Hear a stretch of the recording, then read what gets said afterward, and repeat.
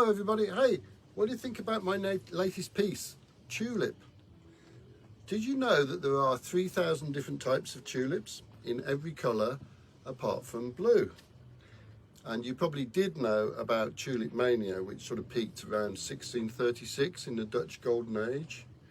And then of course there's the novel The Black Tulip by Alexander Dumas, isn't there? Anyway, in my piece, I really like the streaky orange glass, so I decided to make my tulip streaky orange. And I've added the J really because it needed a focal. He's acting like a little arrow, isn't he, pointing at our focal point. So it's a successful piece, I think. I like it very much. The J could have been pink, but I've made him a dusty lilac. I've pushed back the pink in order for the orange to steal the show. Anyway, as usual, I've written a verse which goes like this. The tulip. A tulip is a joy to behold, causing tulip mania in days of old.